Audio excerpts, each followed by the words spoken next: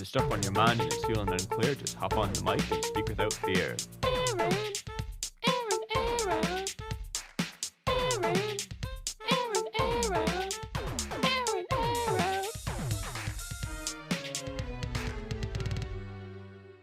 Let's air out.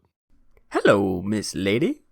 Welcome on October 14th to podcast number 6 of Air and Air Out. It's a very special day in history, if you don't know. 160 years ago today, October 14th, 1861, Abraham Lincoln, who was at the time commanding a country in peril, listed his generals to suspend the habeas corpus. For those of you not familiar with history, the habeas corpus is being the right to face a judge and be notified of official charges brought against you, which means that with these rights being suspended, anyone could be jailed without trial. A very important day in history in 1861.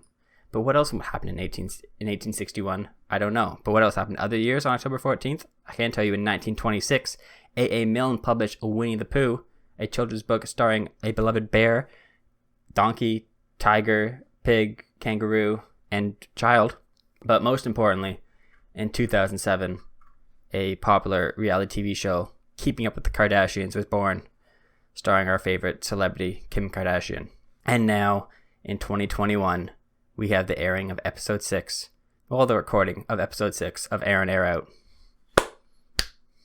Making history, folks. We're making history. Hope everyone's doing well. Had a lovely Thanksgiving. I hope you had a lovely Thanksgiving. I spent it here in Waterloo. The first Thanksgiving I ever haven't gone home for. In my 27th year of life. 26 Thanksgivings. Would have been my 27th Thanksgiving? I don't know how math works. I guess I was born after Thanksgiving, so when I was 0. 1, 2, 3, 4, 5, 6, 7, 8, 9, 10, 11, 12, 13, 14, 15, 16, 17, 18, 19, 20, 21, 22, 23, 24, 25, 26. It was my 26th Thanksgiving. I just counted on my fingers as well as out loud, just to make sure. I don't know why I need to use my fingers for that. But anyways, let's get to the podcast. First off, I want to apologize for last week's podcast. It was atrocious and a disaster. A true failure that rivals the destruction of the Hindenburg, if we're being honest here. I tried to, I thought I was much more confident in my abilities to free speak. And turns out I don't have those abilities. I thought I was a professional podcaster after doing 4 episodes. Episode 4 went pretty smoothly, just kind of, talking off the cuff, talking off my mind. So I went with way too much confidence and nothing pre-planned ahead of time, and just ended up rambling. And I think it was just such a boring episode. Nothing really of substance within it. So I tried to change that this week. I was upset about it when I was recording it. It brought me down, but we take those negatives, we spin them around, turn them into positives. We don't linger in the darkness here. We flip on a flashlight and find our way out. We're also full of metaphors here. Yeah, so this one's going to be different. I have some things planned out that'll hopefully be more entertaining. I'm trying to follow some advice people said and tell some stories of my own. So I've got a couple stories I want to tell. Also, we're going to deep dive into Aaron's diary. Aaron's diary in quotation marks. It's more a Word document that I was scrounging for last night, searching through old Facebook chats, which, wow, that's a time machine in itself. Looking back at all conversations that you don't even remember at this point. Found some juicy stuff back there too, which could even show up in future episodes. But this one, I was looking for a document I had where I started it, I think in 2012, which was I was in grade 12, my final year of high school. Technically, I did end up going back for a 13th year, but I had a document where I'd write all my, whenever I was feeling emotional or angsty, I'd write it out in a Word document. Sometimes I'd post them on my Tumblr that I had back then. I was a Tumblr kid.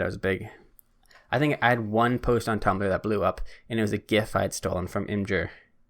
Imgur, if you don't know, is like the web hosting platform, the photo hosting platform for Reddit. And you can just go on there and just look at the pictures, and there's usually a caption and some comment section. I was really big into Imgur at that point. I didn't understand how Reddit worked.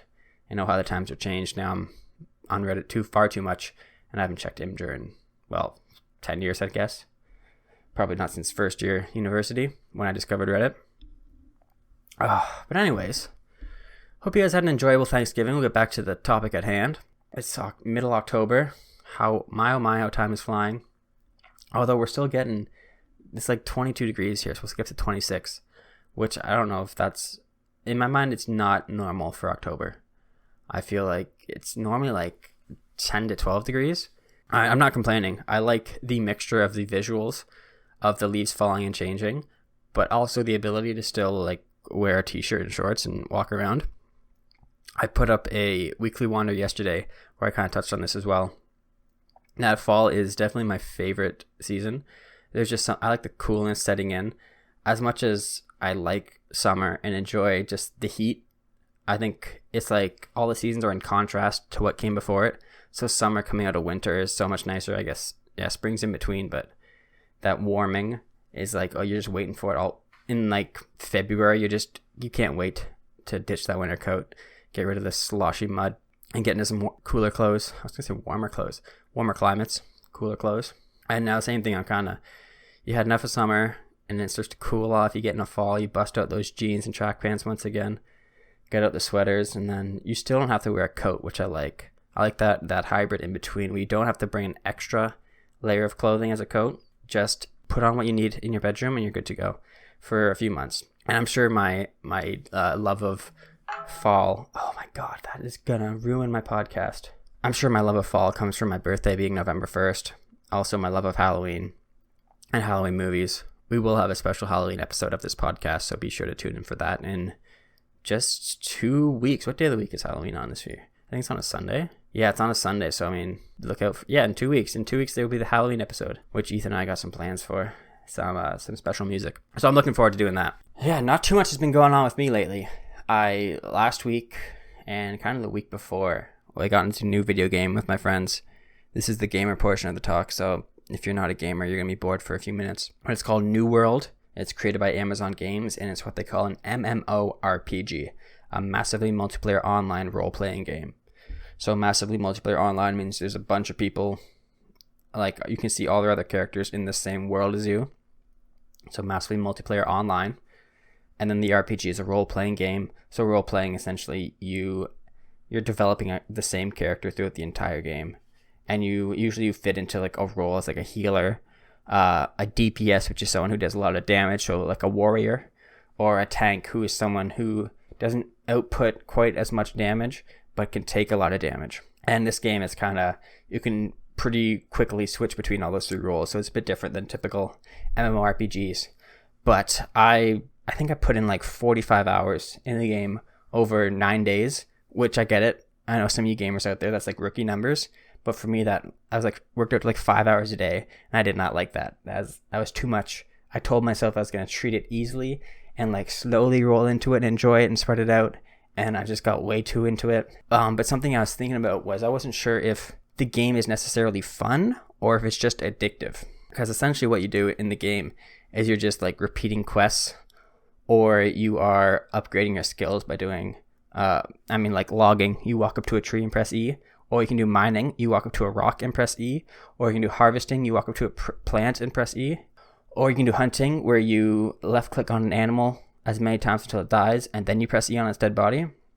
So there's a big diversity in how you do things in the game. And then in doing the quests, you are usually doing all those things, and mix in killing enemies as well. And then searching chests, which you do that by walking up to them and pressing E. So it's a really complicated game.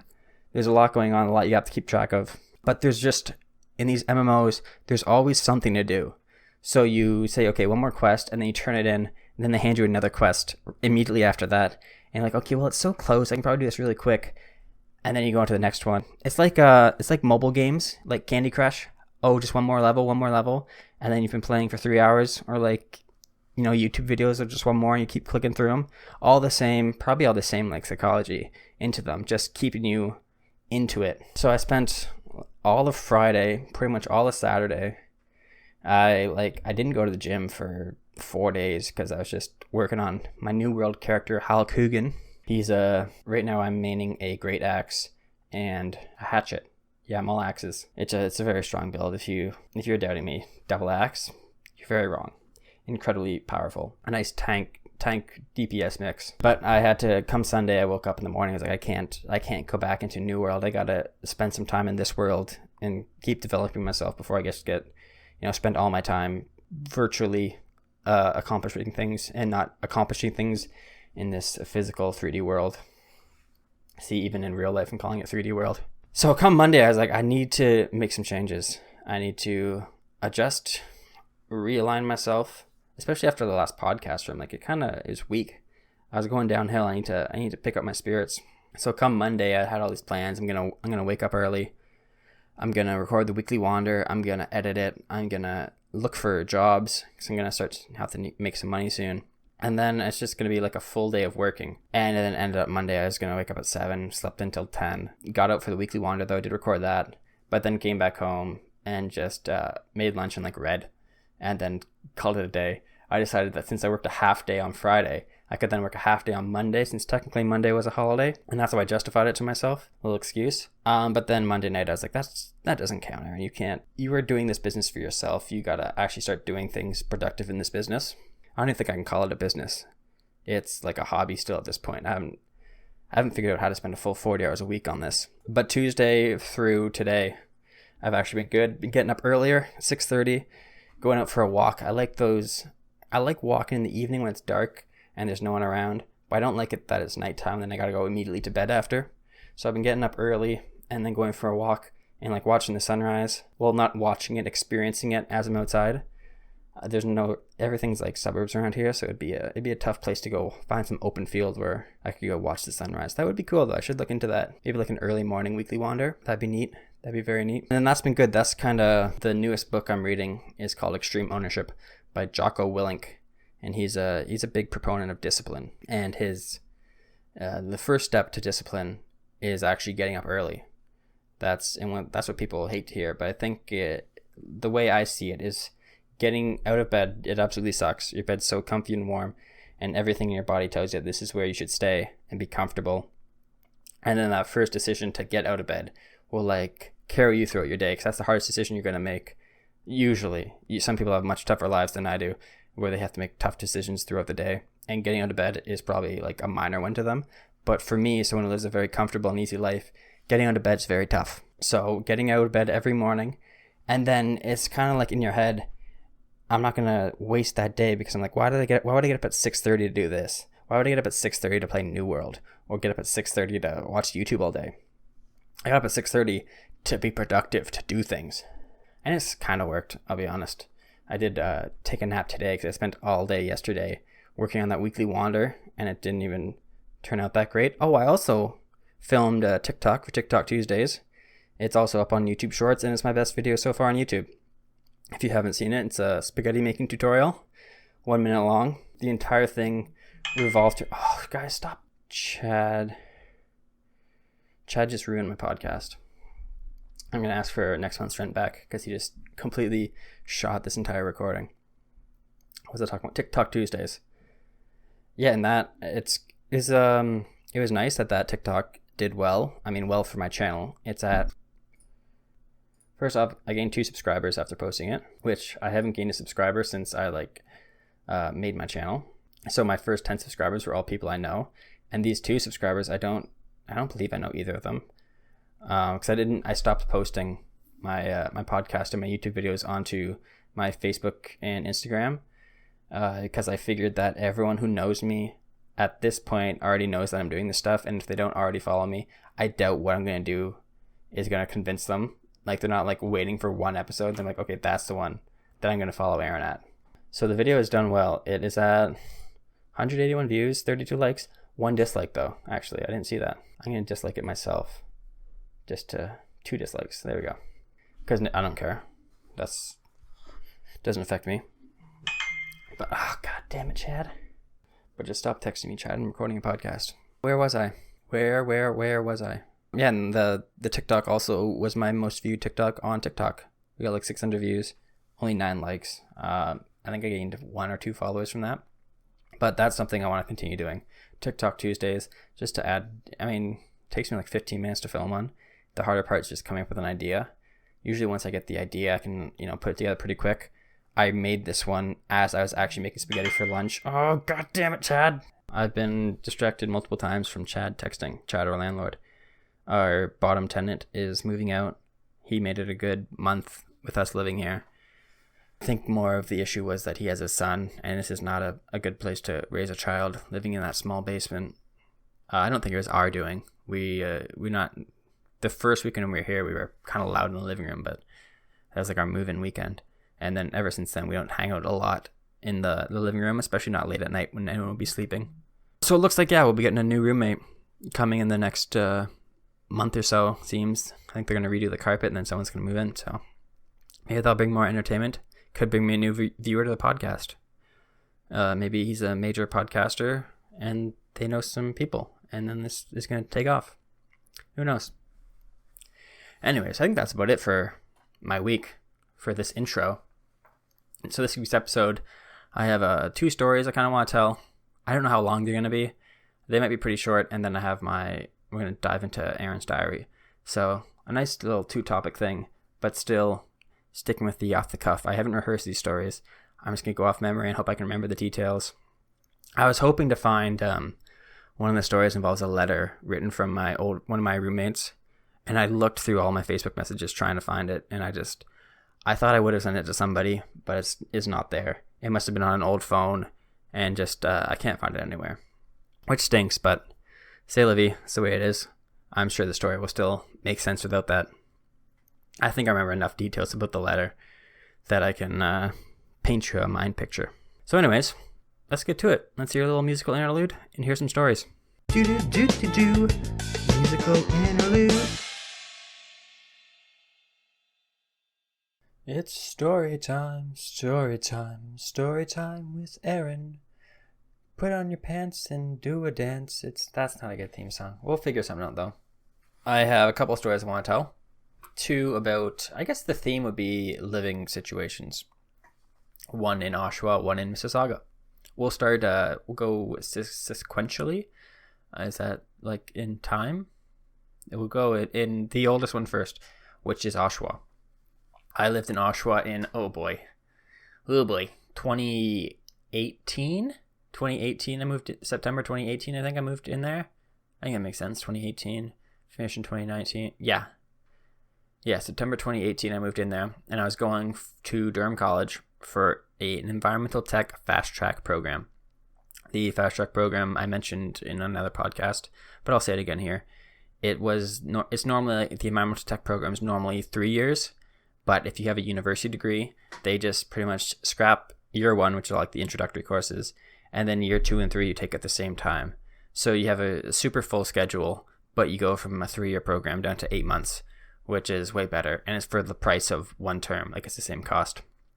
So I was doing that after I graduated University of Waterloo because I had no like practical experience or co-op experience, and this program had like really good lab courses, and as well as a co-op program as well as a co-op. Bitter butter, as well as a good program co-op. The exercises don't help if you're just dumb. So I went there after Waterloo.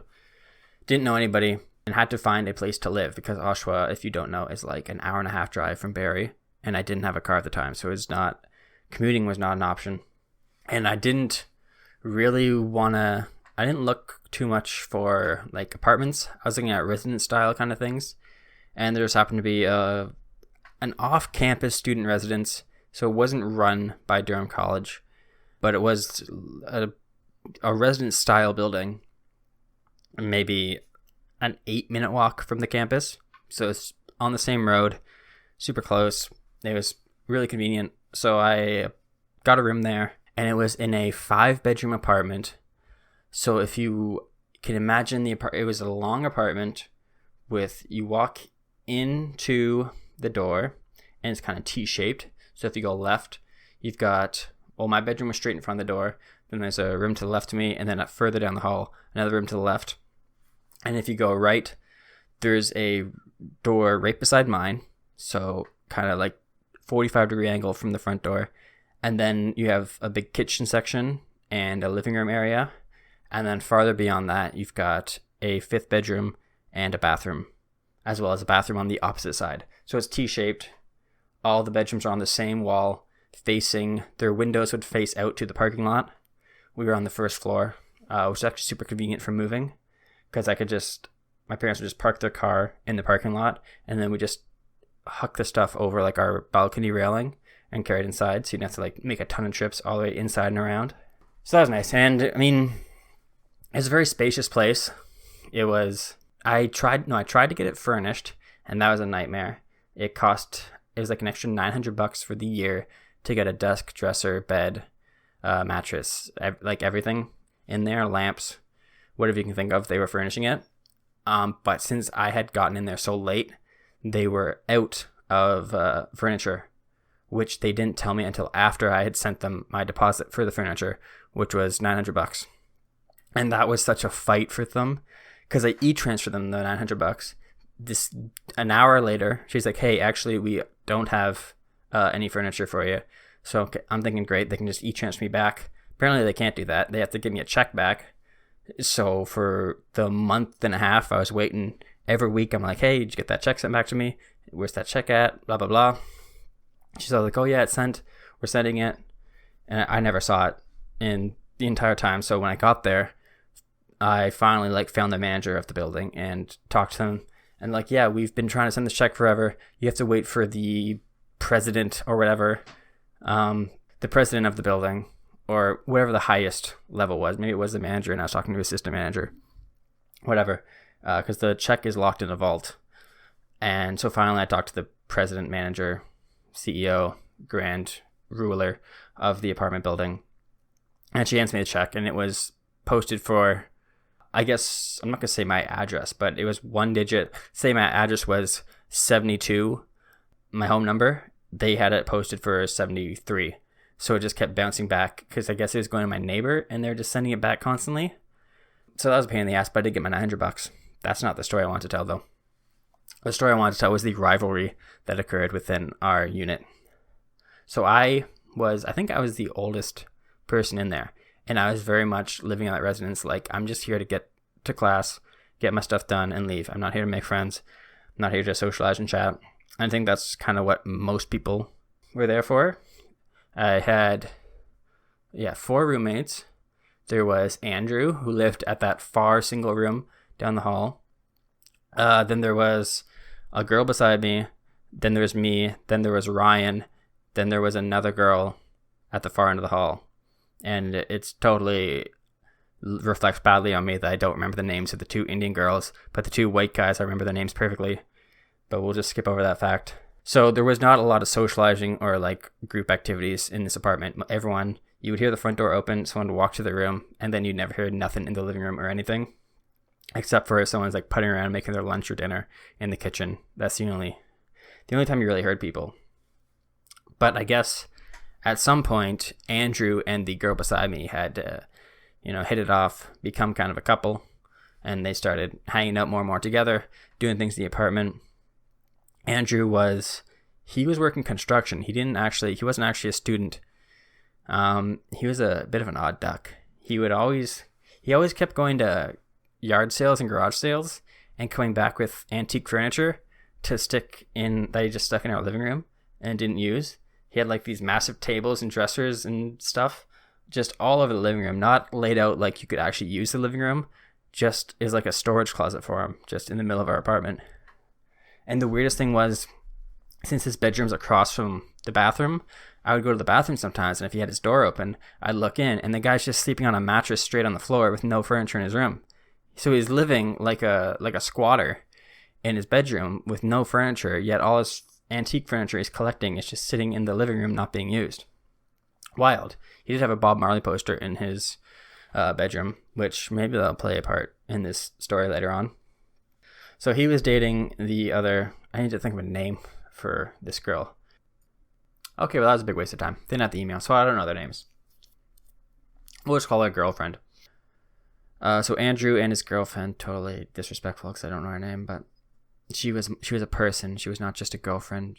She was a living, breathing person with her own life and her own capabilities. Girlfriend was just a state of her being and not her entirety. So Andrew and girlfriend would hang out in the kitchen and they'd talk.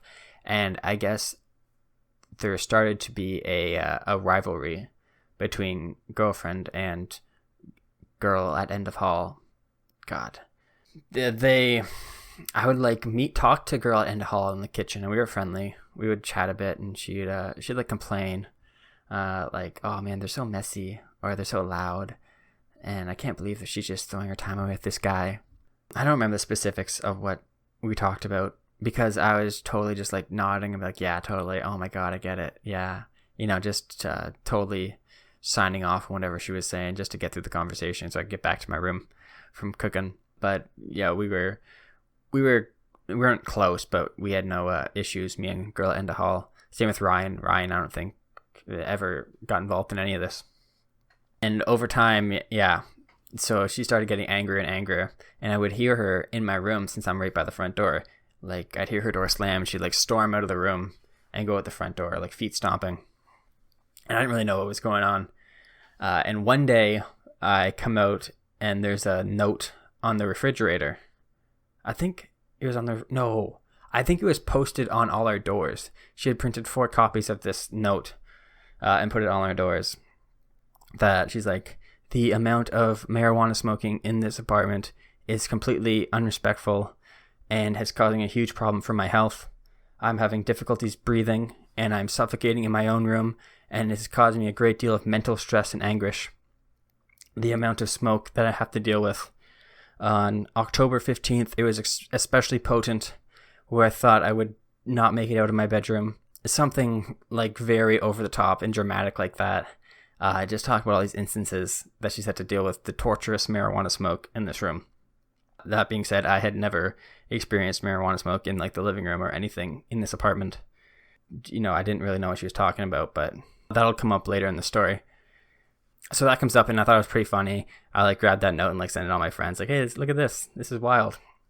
And apparently that was only like the first straw in this story.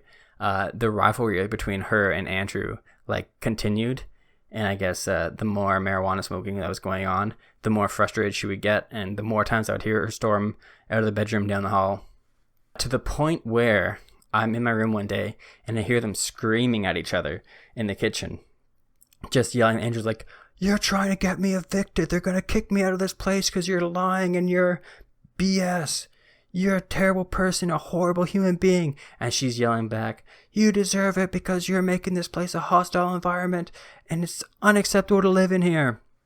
Just bickering back and forth, and I'm sitting with my ear to the door enjoying all of it, just loving it. Because if we rewind a bit, this was the year that marijuana became legal in Canada.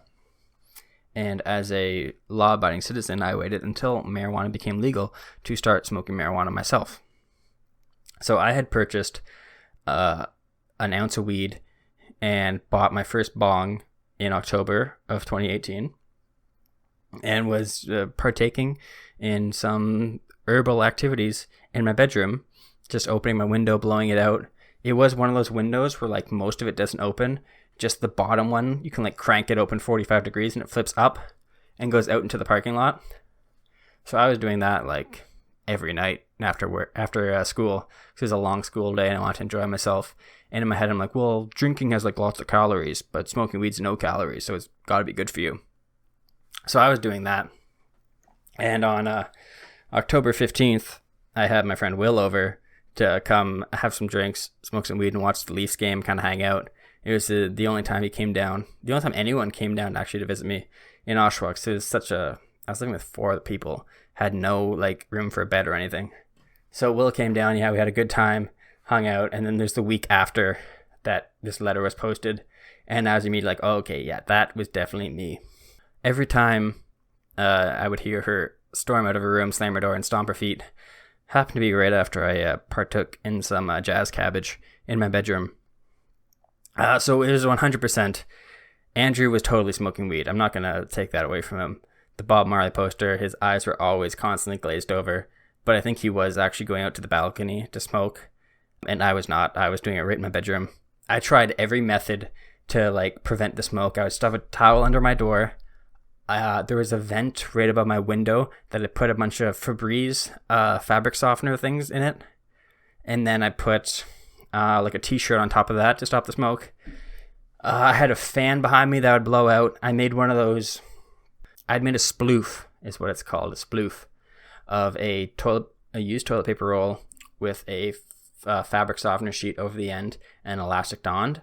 So I would like inhale my smoke and then blow it out through this sploof and out my window. And so I took all these precautions to make sure that it didn't smell like weed in my room, which, I mean, apparently it worked because no one ever traced it back to me, except it definitely still smelled like weed. Luckily, there was a scapegoat in Andrew.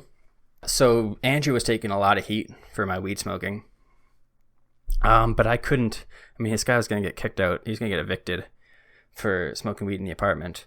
And I'm just there for 8 months trying to get my degree and get out. I'm not about to be evicted here. But I can't let Andrew take the fall for me. So one day I'm out in the kitchen and Andrew kind of comes out. We were buddies as well. We had chatted. I'm a super friendly guy. As much as I don't initiate a conversation, if you talk to me, I'll like be friendly and I'll chat with you. Whatever, it's no problem. So Andrew and I were cool too. I mean, I was like friendly with everybody in the room. I was the old mature student, the wise one. So Andrew and I were chatting in the kitchen. And he's like, "Man, this is such bullshit. What's going on with girl down the hall? Like, they're gonna kick me out. It's nuts." And I was like, "Hey, man, if you wanted to, you could like write a letter out, and I'll sign it saying I've never smelled any weed in this apartment. I don't know what she's talking about. It's crazy." And then you can like give that to the managers and kind of like clear your name a bit, and I'll like defend you. And girl down the hall has no idea I'm doing this. So he's like, "Oh yeah, no way, thanks, man." So he leaves, and like I think the next day he knocks on my door and gives me this letter. It was pretty poorly written, I'm not gonna lie, but it's pretty much, "I certify that so and so has never smoked weed in the apartment, and I have never experienced a foul smell in the kitchen due to marijuana," something like that.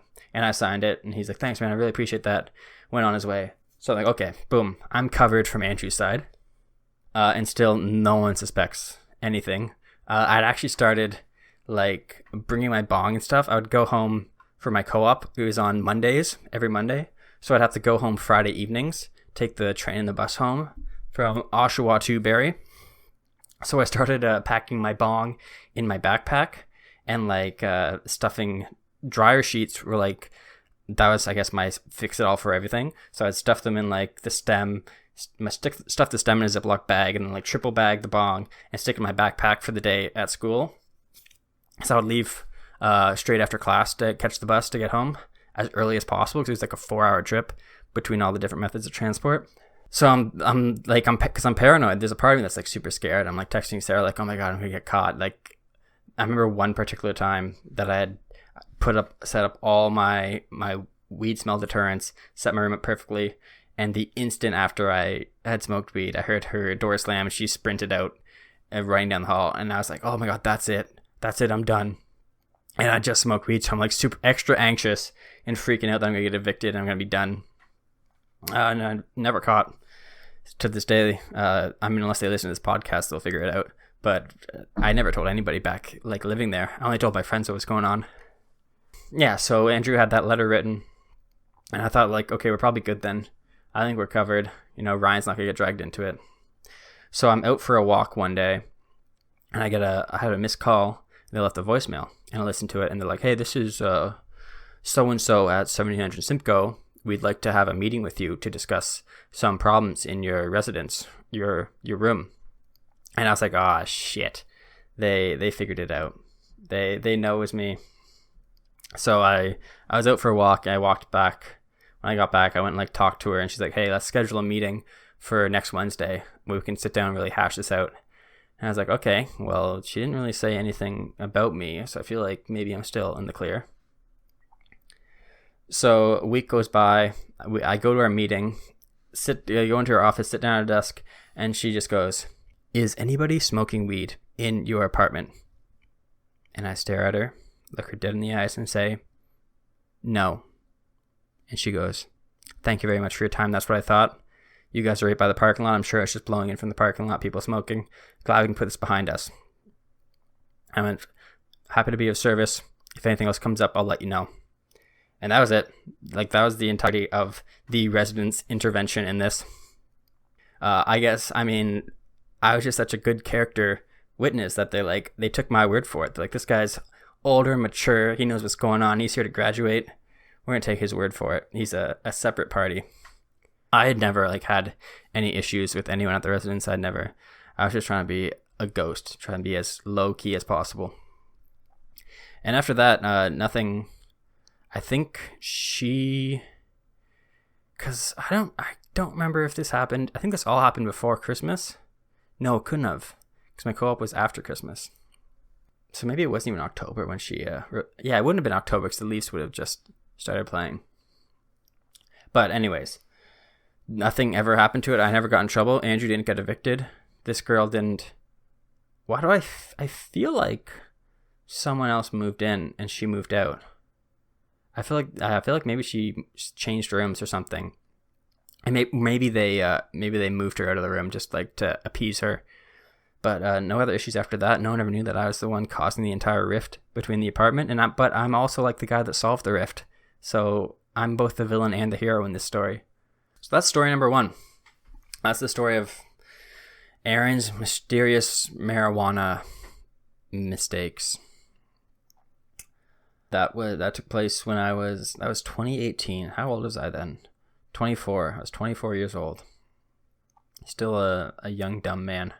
I'm a completely different person now. Like my mindset back then, I was a horrible person. I was bad. I was still a heavy drinker, alcoholic back then, just consuming any drug possible to make me happy. But we're past that now. We already did an episode on that. So on to the next story. This story takes place in 2020. I'm done school, done my time at Wessex, and I'm finally starting this professional job at RJ Burnside, the environmental engineers and scientists consulting firm. And this was like my first big real job. The only problem was the job was in Mississauga and I'm in Barrie. The way they sold the job to me, Joanne, who's like the head of the team I'd be joining, the hydrogeology team, she's awesome. She's like an incredible person, super like helpful and inspiring, and just like an all around great leader. And she's like, Aaron, you're going to be the man of Mississauga. That's what we're looking for. The man of Mississauga, who's going to take care of all of our business. So they had a lot of work down there, and no one from their field staff, which I was going to be a field staff, had worked in Mississauga. They only had 2 project managers there, Travis and Jackie, Travis was my main project manager. All their other field staff was in Newmarket. So they were looking to like start developing this more southern hydro-G team for people that can cover the areas of like Brampton, Milton, Mississauga, all around there. So I ended up getting the job I got the offer in November, I want to say. End of November. I interviewed at the start of November. And I was starting January 7th. And the one thing I knew is I'm going to have to get a place to live down in Mississauga. And there's a part of me that's like, I'm older and mature now. I don't want to have roommates and share a place with people. I want to get a 1-bedroom apartment where I can make it my own space. And, it's going to be Aaron's pad. And not thinking about how expensive that is. I'm looking around at places, and there's a lot of like really tiny apartments for like $1,600 a month, $1,700 for nicer ones, up to like $2,000 for a 1-bedroom apartment in these nice buildings. Way, way, way out of my budget. Well, I didn't know that because I was getting $43 a year. So to figure out how much money I'd make per month, I just did 43 divided by 12. And it was like, probably like $100 or so for taxes and whatever. So I came up with this it was like $1,500 or something a month or like plus that I could afford for rent. So I eventually had settled on, there's this one really nice basement apartment in the suburbs. It was like right next to it was like 407 in Mavis. If you want to look it up, in that area, a suburb around there. And it was living in the basement of a bishop who he lost his wife, I think last year. Well, last year, being 2019. So he's looking to make like a little extra rent money, and I think he liked having people around the house. Very friendly guy. And the basement was super like well kept together. The guy was super clean. It was like a basement, then a little kitchen, its own bathroom. Laundry room was part of the main house, but it was just outside the basement door. So I was by myself. Like he never came down there. It was my own space. I didn't have to worry about like roommates. I had my own back door, so I didn't have to worry about people walking through my place. It was all my own isolated area. And it was really nice. Nice big bed. a lot of room for myself and like my computer desk and everything. And it was $1,300 a month, which I thought it was like, okay, great. I'm going to have like an extra $300-400 a month for all my other spending. It's going to be fun. Not thinking about, okay, I said I was going to make $1,500 a month. No, my math had come out to like $3,500 a month, $1,500 a paycheck or something like that. That math doesn't check out either, but say go back and imagine I said $3,500 a month rather than $1,500 a month. So I thought I was going to have so much extra money left over, $1,300 a month. So I moved in here in last week of January, I think. They didn't charge me rent until February, which is super nice. They were really happy because I guess they had like families looking at the place, and they really wanted to get just like a single person. Because the space you're looking at, it would have been too tight for a family. Like, it is a basement, so there wasn't a ton of open space. It was pretty much one extra large bedroom, like a master bedroom, and then a side kitchen, which had like a kitchen table and stuff. It wasn't like just a little tiny kitchenette, bigger than the kitchen we had here, and then a bathroom with a shower and a bathtub. So perfect for just a guy like me, just a guy by myself. So here's one. This is not part of the main story I want to tell, which is not going to be a long one compared to the last one, but a little side awkward thing. They wanted like post-dated checks that I could just hand in to make rent easier. And I had never written a check before in my life. So I gave him, I think the first week I moved in, I gave him like the extra 3 months. No, 2 months. They asked for first and last. So I gave him both of the checks in an envelope. He went on his way, and then I get a text from him. It was his grandson who was like doing his real estate. He was his realtor. He was handling all like the money and like the contract or lease and all that. So I give him the stuff in an envelope, and then he writes back to me. He's like, hey, you filled the checks out wrong. I wrote something in the wrong spot. Like I got the values mixed up. Can you just write me another check? And I was like, yeah, for sure. No problem. I'll write you a check and I'll just leave it by my front door in the basement. You can just pop by and grab it whenever you want. And he's like, awesome. That's great. So I write him a second check, leave it in a place. I'm at work one day and he texts me. He's like, hey man, you made the check out to the wrong person. You spelled my name wrong. I can't cash this. I need you to write me another check. And I'm like, oh shit, this is embarrassing. Like I'm screwing up. I totally don't look like a professional. He knew my company. So like, he thought I was an engineer. So like, this is a smart, mature young man. He knows how the world works. Meanwhile, I had no idea how to write a check. First check's ever written. So I have to write him a third check. And I write him the third check. And then I end up going to Waterloo to visit with Ethan and Will for the weekend. And as I'm there, like the Saturday I'm there, I get a text from him and a photo of the check. It's like, hey man, you dated this check for 2019. It's 2020. I can't cash this. And I was like so embarrassed at this point. I'm like, oh my God, they're gonna think I'm scamming them and can't afford this place. Like they're gonna think I pulled the wool over their eyes. I don't actually have any money. I'm just gonna try and live here as long as possible without paying for it. So I text him back this long text like, I'm so sorry, shit. This is so embarrassing. I can write you another check, or I can just e-transfer you the money right now. And he's like, yeah, e-transfer works fine. I'm like, why didn't we just do that in the first place? After I've screwed up the checks twice, you'd think you could have just been like, hey, let's get to modern times and just e-transfer me every month. That'd be way better. And then I end up just e-transferring them every month. Although I only ended up living there for 3 months. Like I moved out in April, I want to say, after COVID had shut down everything, I moved back home. So that was the check fiasco. But the main story I wanted to tell was, so living in this basement, pretty much all I had to entertain me was my TV and my computer desk. The basement had cost me $1,300 a month. My paycheck was $1,300 every 2 weeks. So most of my money was gone. I think I talked about this before. I had like no money left over. I was getting deeper and deeper in the hole. So I couldn't go out and do anything. So I would just like play games on my computer. But for the internet, I mean, any gamers out there know that lag is the absolute worst experience you can have when you're gaming online. It just sucks all the fun out of it because the game still works well, but essentially you're just playing on a time delay behind everybody. So what you think you're doing, you're not actually doing relative to everybody else. So if you shoot a guy and then you die, you're like, what the hell just happened? And it's because I've got like a 150 ping up to like 400 in this basement. and other people have like 20 ping. Ping is measured in milliseconds.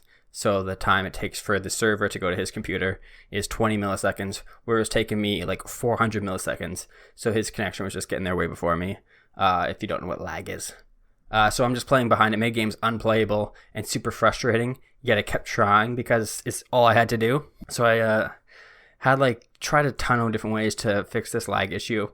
And then finally one day I'm like, okay, I'm going to go find the router and see if maybe I could like move it to a place that's better for me. And so I'm renting the basement, and then there's the bishop in the main house, and then there's another student or young adult renting a bedroom in the upstairs, the main floor. I had never met him. I had no idea who he was.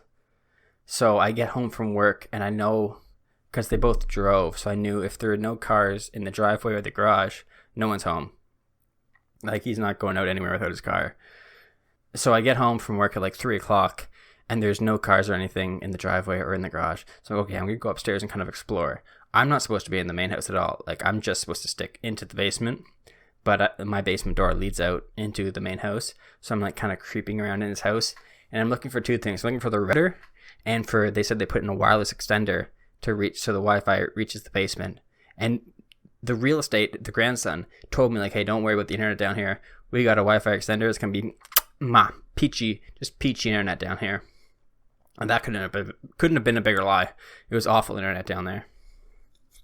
And this is coming from Durham College, where I had like a business line. I was getting like 1 gig download and like 1 gig upload, because I ran an Ethernet cord straight from the Ethernet box we had in our room straight into my computer. Just like taped it down across the carpet floor, which is crazy. My roommates put up with that, but like I said, I was a great mature student. I just got that vibe about me. So I'm upstairs in this very nice, well put together Christian home. I assume Christian or Catholic, or if that's the same thing, I don't know. But it's like a super nice house, and I'm looking around, and there's no electronics anywhere. It doesn't even have a TV on his main floor. It's like kitchen, it's a really nice put together dining room and living room. There's no router. I checked the phone. He's got a landline still. It's not by the landline, which I thought that's usually where they go. So it must be upstairs on the second floor, which makes sense why my internet's so bad. So I go up to the second floor, and I'm like looking around in bedrooms. And I even looked in the bathrooms too. Like, maybe the router's in here. I don't know. Checking all the rooms, checking the guest bedroom. There's one bedroom I open the door and look in. It's like super messy. I'm like, okay, guaranteed this is the other student that's living here. That's definitely his room. There's no way the bishop keeps everything this clean and then just trashes one bedroom. So I close that door. I don't go in there because that's like, I don't know, for some reason I respected his privacy more than I respected the privacy of the bishop. And also in my head, I'm like, this young student maybe has like a webcam or something set up to check for intruders, to see if the bishop is creeping around into his bedroom. I don't know, that's just the way my brain went with it. So I'm like upstairs in what I believe is the bishop's room, in like his master bathroom, looking around. Super odd.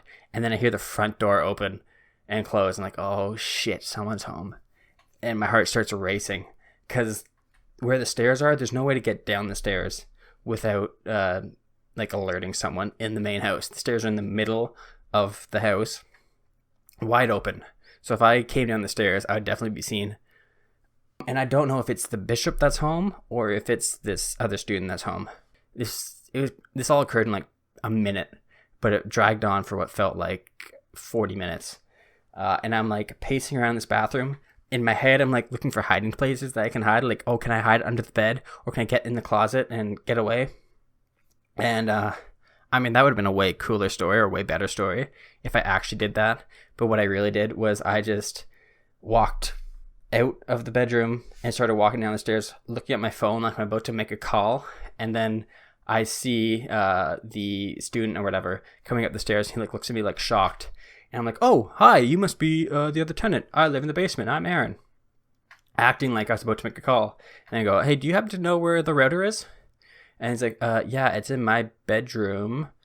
And I'm like, okay, cool. Could you reset that? I'm having internet issues. Also, do you know where the wireless adapter is?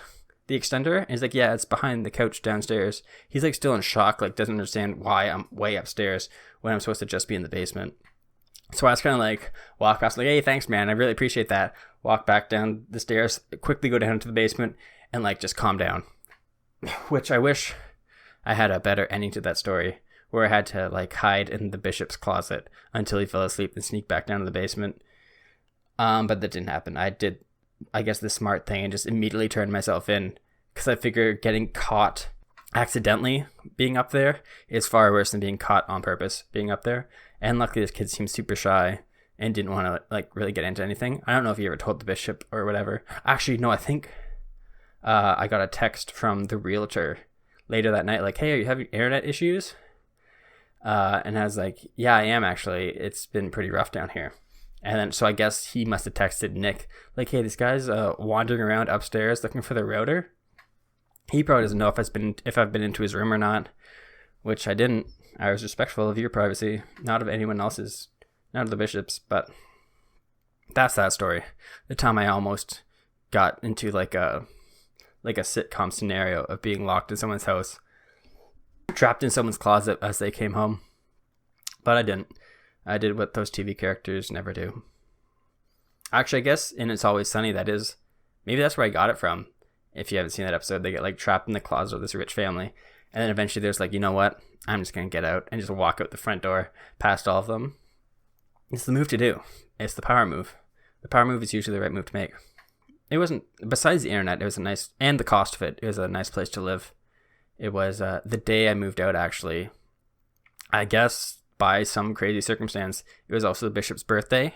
So we're like unloading all my bedroom stuff into the car, and also like taking out bags of trash. And I remember walking out from the basement and like walking out around the house carrying a massive bag of trash. And then there's a massive line of cars coming down the street now, just honking their horns, blasting. And I guess it's the bishop's birthday. You can see the video on my Instagram, actually. It's probably the most recent one before I started posting these podcast things on there. And there was like, yeah, just hundreds of people driving past, coming to say the happy birthday to the bishop. They sang happy birthday. They had like trumpets and horns and guitars and everything. It was a super cool experience. I'd never been a part of a church community, but that was like, I mean, people say bad things about religion, but that was a super cool experience to be part of, to see that celebration. The bishop was so happy. And even afterwards, he came and talked to me. He's like, hey, Aaron, thank you. I hope you aren't moving out because of something I did. And I was like, no. It's because of COVID and because it's too damn expensive. But I didn't say that. Yeah, so I ended up getting stuck. Like, I couldn't pull out because all the cars were there. So my dad and I just kind of watched the whole thing with, like, the neighbors standing around watching the spectacle. It went on for, like, an hour. And then they left, kept their social distancing. And then they all slowly pulled away. And I talked to the bishop as I carried my last things out, left him the key, and moved back to Barrie, where I saved $800 a month in rent. So the moral of that story is, remember taxes and EI and all those other numbers that get pulled off your paycheck before you sign a lease, before ever actually getting a paycheck from this job. I think I had just done maybe my first or second day of work. I might not have even done any days of work when I signed this lease. I might have actually, yeah. I think one of the questions was, how long have you worked for this company? And I just said like a year or something, because I didn't want to be like, hey, I actually have never done a day of work for them when I was signing my lease. But I mean, it worked out in the end. Here I am now, into a much more efficient lease where I'm still not making any money, but it's a much more affordable amount of money to come up with every month. That actually, it's half. It's pretty much half of what I paid in Mississauga. And I got way better internet, even though sometimes it's unreliable here. But that's it. Those are the two stories I wanted to tell. Those are actually, I mean, that time went way faster than actually anything else I've done on this podcast. We're trying to think of things to say. That's crazy. Maybe we're onto something here and you guys just want to hear me tell stories. I gotta start thinking of some more. But as promised, I said I'd read should I still read the diary entry, or should I just save this for next week? I feel like we're already at an hour. This could be some good material. Maybe we'll read a couple stories from my diary next week. I don't know. I don't want to disappoint you since I already promised it early on in this episode. I don't want to like clickbait you. Or there's a lot of, I mean, I could, wonder if you can hear me scrolling. There's a lot of stories. I can read one. I can read the first one, the introductory one, and then maybe if you hear this, it'll make you want to listen to next week's episode even more to hear more emotional teenage Aaron writing stories. So I'll do that. We'll take a little break here. I don't know why these musical interludes were like designed for if I ever had to read sponsors and stuff, but that's not going to happen for a long time. So really, it's more as like a breakup point. And if you ever want to pause this podcast to go do something else and you want to come back to it, maybe they're a good point for that. But we'll take a little break here and get into Aaron's diary. Musical interlude. All right, we're back. It was not a break for you guys, but I took a good half hour there to catch my breath again, rest the voice, drink some water, and then I just got caught up listening to music. I've been listening to a lot of Steely Dan lately, and then that transferred me over to Dire Straits, and I got lost in Spotify. But we're back for what I promised to be a diary reading, and I went back to Facebook to find the actual thread. What I'm about to read you, I actually sent to a person.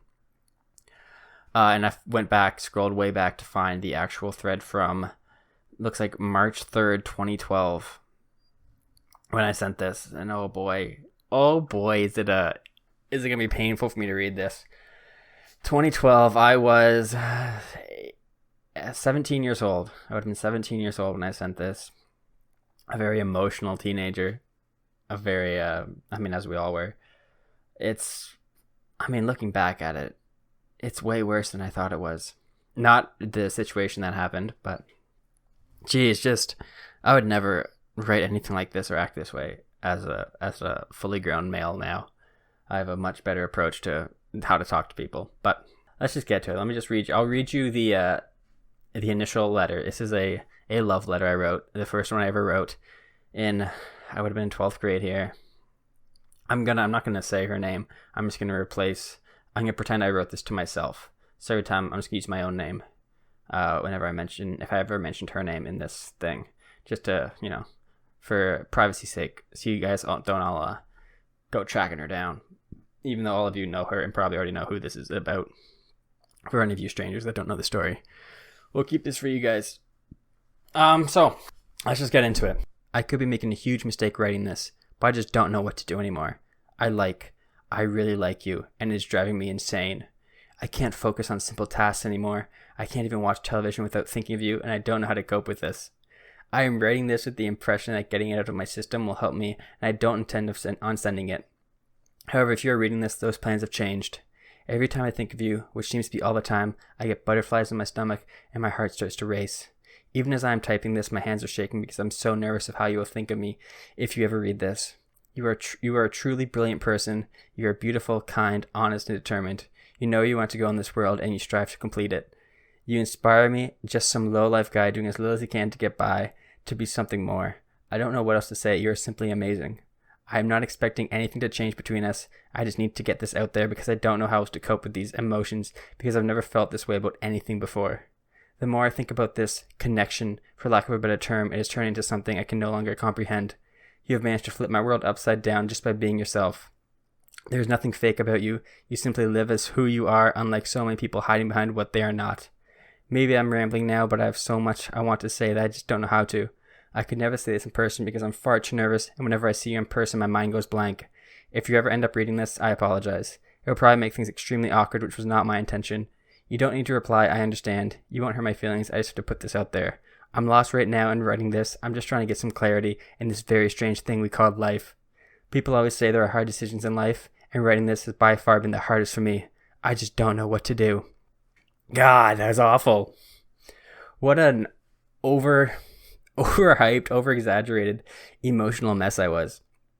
That was the hardest. If you want to know what my life was like, that was the hardest point in 17 years of living. That was it. Writing that and sending it to someone. I still remember the day I sent it. I sent this over Facebook. And it probably was like the most anxiety-ridden day of my entire life. Just waiting to see if she's seen it. And then if she ever responded to it. And she took so long to read it. It was 8 hours. It was the entire day. I probably sent this at 11 in the morning. Actually, I can check. I sent this at 11:09 a.m. And she got back to me at 10:20 p.m. Literally 12 hours. 11, not literally 12 hours, 11 hours between my sending, and I was just sitting there, an absolute mess for the entire day. After I had sent that just atrocious love letter, God, it was brutal.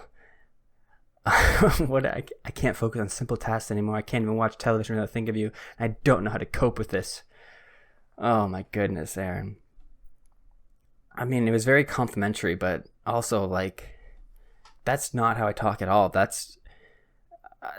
I told her that she's like, I'm so impressed with how you're able to be yourself unlike everyone else. And I'm totally one of those everyone else people that I was just so over my head.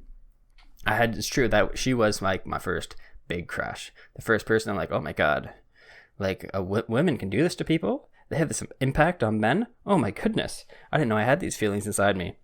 I had like elementary school crushes where I'm like, oh, she's pretty. She's cute. I like her. But this was like overbearing. And like, it was like I said, like every waking moment, I'm like, oh my God, I'm just thinking about her. Oh, she's perfect. She's amazing.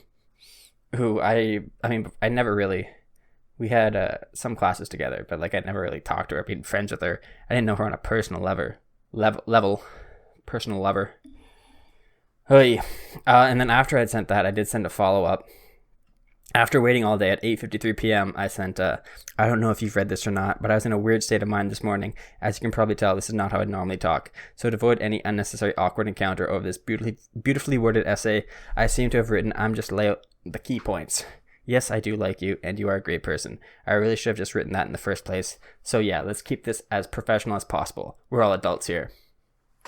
And then she sent back a response, but I don't want to read that because I feel like that's breaking a personal barrier. Even though this happened 9 years ago, I feel like sharing someone else's DMs they sent to you is not. I can give you the summary though.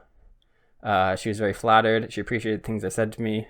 I said to her, she's honored that I see her as someone like that. She said I'm very courageous. She knows how hard it is to do. She doesn't want to be intimidating. She doesn't bite. If you want to talk to someone, just do it. I'd hate to think I'm too approachable. She did say I'm one of the funniest people she knows, and she'd be happy to be friends with you. I'd be happy to be better friends with you. That's the letting them down nicely, which I think I was very happy to get that response. I think honestly the response I did to that was even cringier because I was trying to like mold myself to be more like her. So I wrote this the next day, like 24 hours after the first one. While I was writing that yesterday, I completely forgot a key factor about you that probably would have made me far less nervous. You are one cool cat, and I say that with the highest regards. You are, as they say, pretty fly for a white gal. Your response has made my weekend so much better, and I thank you for that. Also, I appreciate all the emoticons you used. You seem to have it down to a fine art. I have the hardest time deciding between sticking tongue out face and happy face, but you don't seem to struggle as much as I do. And the rest of that's not really. I gave her my number, and then that's pretty much it. And then I wrote another one, again, 8:40 p.m., kind of following the same pattern, after she did not respond to that. Well, here I am again, actually myself this time, which feels great. I was in a terrible mood yesterday because I feel like I messed up. I talked to some friends, got their advice, and I woke up feeling fine. We went for a walk this is 11 days. 11 days later. This is not. So that's confusing. It's March 4th. I sent that really cringy. Pretty fly for a white gal. You're one cool cat. If that's like a way to win someone's heart. That's teenagers though. And then this one was on March 15th. Well, here I am again, actually myself this time, which feels great. I was in a terrible mood yesterday because I feel like I messed up. I talked with some friends and got their advice, and I woke up feeling fine. We went for a walk on Tuesdays, which I used as a sort of test. Okay. Oh yeah. So we did end up meeting up at like a park by our houses, just like talking, and it was super awkward. Like we had nothing like really in common other than having some classes together and knowing the same people. But like the interests were different.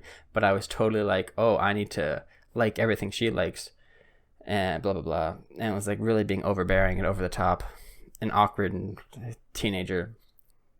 So we went for a walk, And after playing on the swings and walking around the field, I took some time to think. The one thing that kept repeating in my mind was that there is no way a guy like me could ever be lucky enough to get a girl like you. So I decided to forget about you and hope that all my feelings would go away, and it'll be all like a dream. Problem is, ignoring things don't make them go away, it makes them grow. Fast forward to present time, I'm sitting at my computer just typing away, just looking for a simple answer. I'm going to throw it out there like I did on that Saturday morning. I still feel really strong towards you, and I just got to know what you think about moi. That is the extent of my French. Could we ever be more than friends? I figure it's better for myself just to ask instead of live the rest of my... Good for you, Aaron. Instead of just live the rest of my life wondering. That's how I still live my life now. So if you get a moment to sit down, read this, just shoot me an answer and save my head from exploding from overthinking this. Alright, that is it. I'll catch you on the flip side, Jobin. Jobin being from my favorite movie. What's it called? My favorite movie, what's it called? My favorite movie, I Love You, Man. You got it. See you later, Pistol. You got it, Jobin. It's a great movie.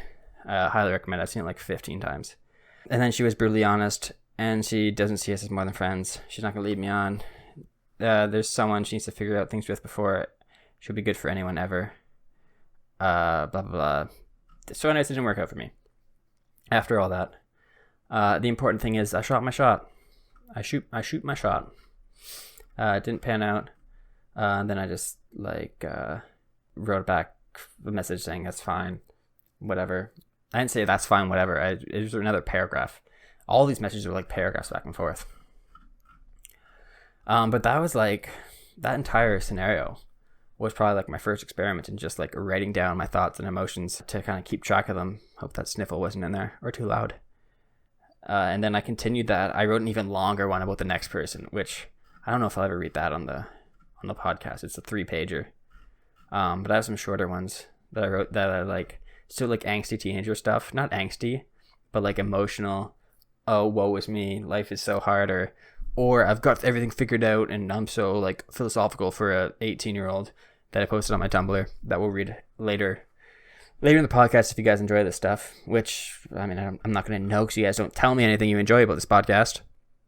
Someone message me. Someone, please, anyone. But I just wanted to read that first one. I haven't read that in a long time, and it's definitely cringy, but it's not as bad. Like, the language, I get butterflies in my stomach, my heart starts to race. I'm going to have to compare this to, like, one I just wrote last year and see if, like, they're the same things, if emotional Aaron, like, hasn't developed at all. You're a truly brilliant person. You're beautiful, kind, honest, and determined. Like, that's good. You know where to go in this world and how you strive to compete it. I don't like the self-deprecating, the pity me, you inspire me, just some low-life guy doing as little as he can to get by, which, I mean, low-life, I don't know what the definition of a low-life is. I don't think I'm a low-life, though. What is a low-life? A low-life. Yeah, a low-life is a person who's morally unacceptable by the community. So I'm not a low-life, I'm very morally acceptable. I am doing as little as I can to get by. That still very accurately describes me, so I haven't aged in that way. I felt like I was going to have a cringier response to that. Oh, but the whole, like, I don't know what I can do about this. This is so hard. My mind is locked up and it's so confusing. That part is the worst part.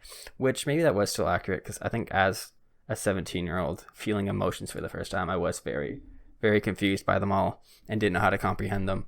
So I thought that just writing them out and saying them, that takes courage. That's confidence, Aaron. You want something, you go for it. Just like when I had a call with my managers in June saying, hey, you know what? I'm quitting. I'm going rogue, going solo, and doing my own thing. Still live by those rules, and you should too. Shoot your shot. Don't live your life with regrets. And listen to Aaron Air out. That would be a great place to end the podcast. I'm wearing a sweater and have a window closed because I was worried about the construction noises coming in. And I'm just sweating like a hog. It's brutal in here. That's about all I want to talk about though this episode. Getting back on track. If you guys enjoyed this, I mean, the time after I edit this, will probably be at like an hour, maybe an hour 15 or so. Hour around then. But I think this one went better. It's a lot easier just talking about things I know than trying to make up things on the spot, telling these stories. So if you guys enjoyed it, if you want to hear more from my diaries, let me know. If you want to hear more personal stories that I talk about, let me know. If you never want to hear me talk again, let me know. If you want to subscribe to my YouTube channel, we're switching up the schedule of uploading stuff, I guess the podcast and the YouTube channel. we have switched over to like a TikTok Tuesdays, so a YouTube short or a TikTok on Tuesdays. And now that I've said it on here, I've got to commit to it. Wednesdays is when the Weekly Wander goes up. Wednesday Weekly Wander, just makes sense. And then Fridays is going to be the podcast. Friday mornings, available on everything. So that's a slight change we made. Probably will change again in the future as I keep adding more things to my schedule. We'll see what happens once I get a job. If I get a job. Or if I just decide to go homeless and just live in my car. But either way, things are always up in the air and changing. I'll keep you posted though. As long as you're listening to the podcast, you know what's going on for me. And as for you, hope you guys have a great week. A great post-Thanksgiving weekend. And we'll catch you next time. Peace out.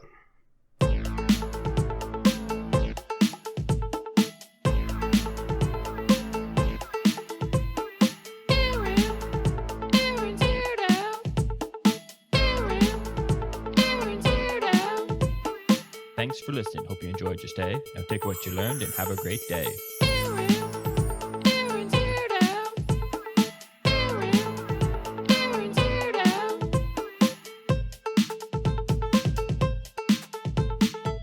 Damn, it feels good to air out.